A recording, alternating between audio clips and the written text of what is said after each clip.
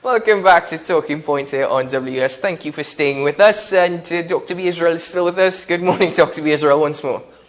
Good morning, good morning. I hope you're hearing everything now. Yes, we can hear you loud and clear. So as you were saying, actually, where we left off in terms of Tobago catching up in terms of finance. Right, so what I was saying is that one of the things that Dr. 𝐳𝖺chipi𝗂유tuhelped us to understand is that for Tobago to get at least a 1% growth every year, we needed to spend about $600 million to get a 1% growth. And the kind of annual growth that we needed to play catch up to get to the point of real development is really 6 to 8% growth, which means that we need about $3.5 billion in investment into the economy of Tobago every year.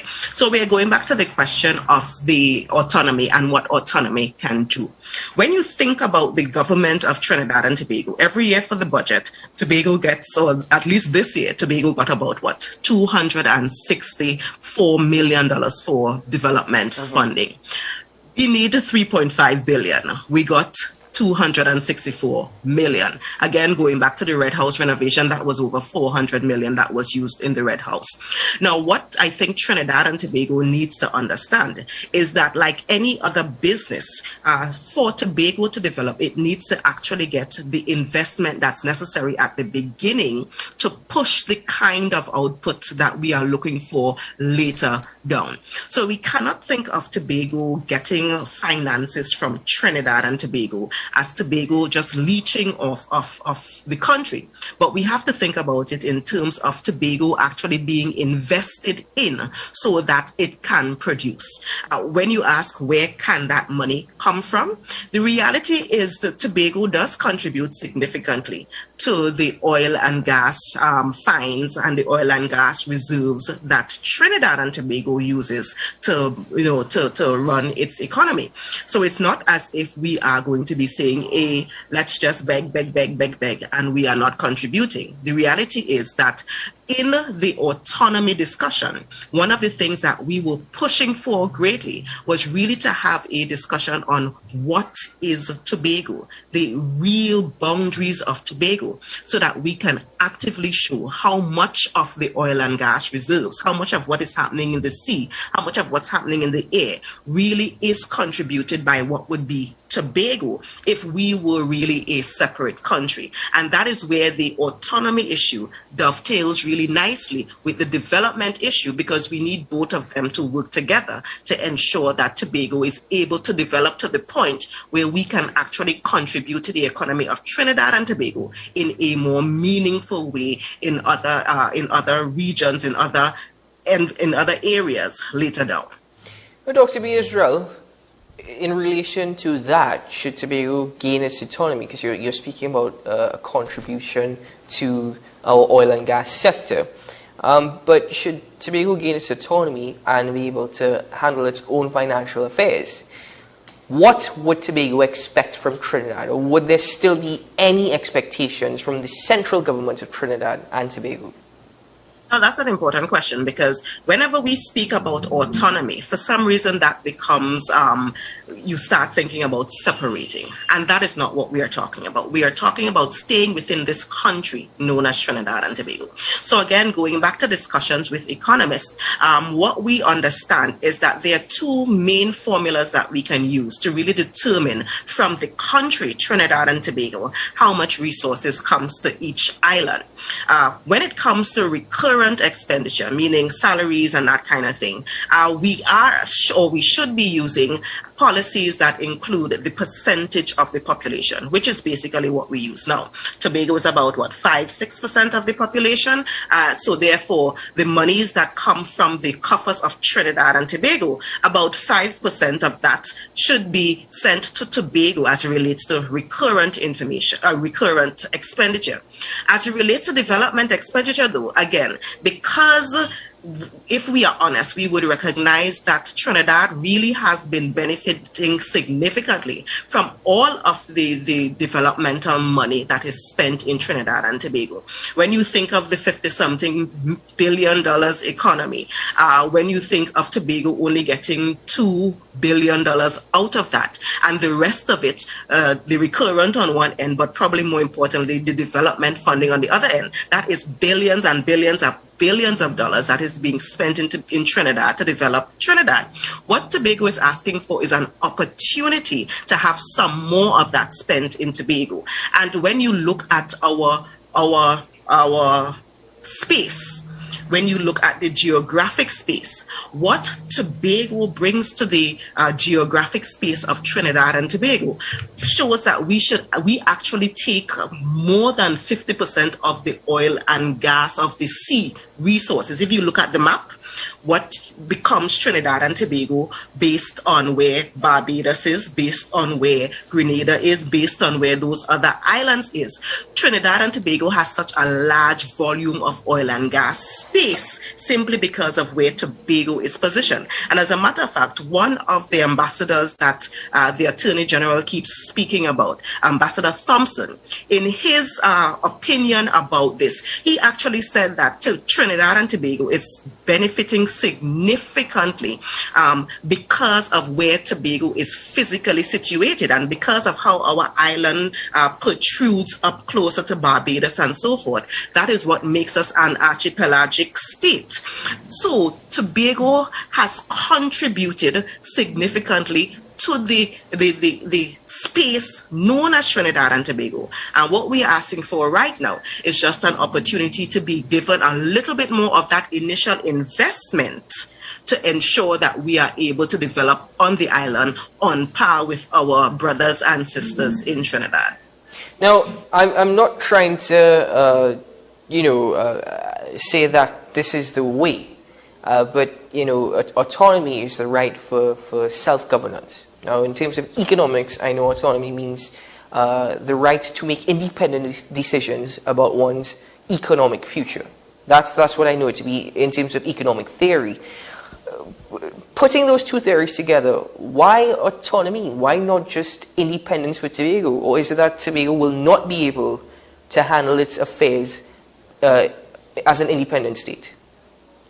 Because we want to stay as Trinidad and Tobago. This is one of the best countries in the world. These two islands together is one of the best countries in the world. And there is no reason for us to separate for each of the islands to feel wanted, to feel loved, or to be developed. And I think that is important for everyone to recognize.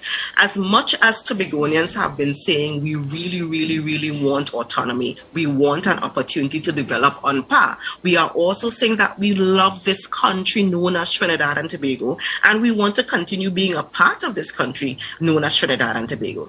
Now, when you look at where a lot of the oil and gas reserves are, though, if Tobago really were to separate from Trinidad to become our own country, if you realize all of the exploration that Shell is doing right now, for example, is within what you would then classify as Tobago waters. BHP Billington, what they are doing right now is in what you would classify as Tobago waters if we wanted to separate. But that is not what we want to do. We want to stay together, but we just want an opportunity to be able to develop on par with our brothers and sisters in Trinidad. So just to maybe give some extra perspective for our viewers, note that the airport project and other similar projects, when you add that to the $260 million earmarked for development of Tobago, you're already looking at 1.5, 1.7, maybe even as much as $2 billion already in the budget as it exists. The key takeaway, and I think what the PDP and the THA, or some of the members of the THA have been saying is, a lot of that money is controlled by central government and is not necessarily done much consultations with either the THA or the people of Tobago.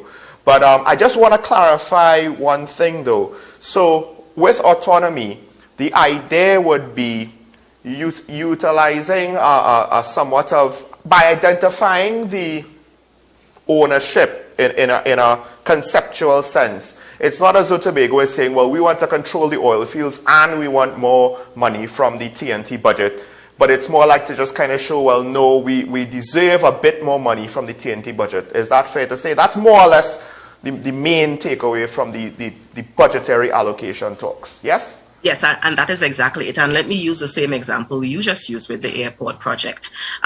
If Tobago were really autonomous, or the kind of autonomy that we're talking about, that airport project should have been managed by the Tobago House of Assembly. What would that mean? That would mean transferring whatever, the millions to the Tobago House of Assembly, having us decide what the airport looks like, having us decide which members of our communities get uprooted, because a lot of the families in that area had to give up their lands and so forth to accommodate the airport. We don't even know what the airport is going to look like. We don't know in the Tobago House of Assembly.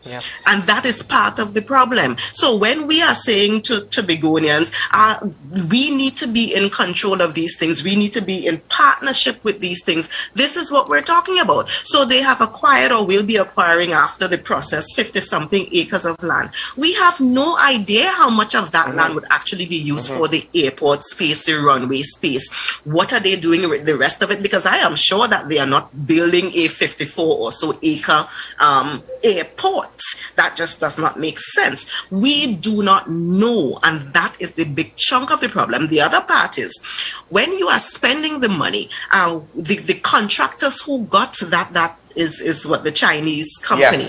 It means that the bulk of the money that is being spent on the airport is not staying on the island of Tobago. It's going back to China, I assume. Well, I mean, let me just add to that point. First of all, as a tourism line item, the positive effect on tourism, that's questionable. We've spoken about that in the past. With regards to Chinese firms being involved in the construction of this airport, we don't necessarily know where the financing, if it's going to go through Chinese finances. With regards to the construction, the ownership, the reason why all of these things are important is China has a history of certain infrastructure development projects which end up, because of how they're structured, the deals are structured, they end up eventually being owned by China. I'm not saying that's going to happen in this case, but I am saying that this is not something that we could just assume, oh, everything is hunky-dory and it'll be fine.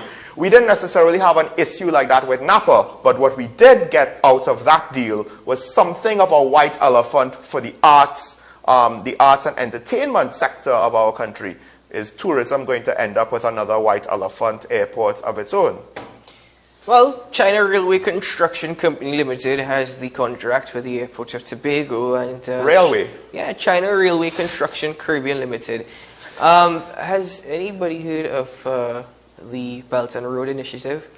Has anybody heard about that? Yes, China Railway Construction Company Limited. But Dr. Faith P. Israel, unfortunately, that's all the time we have for this morning. We will continue this discussion later on.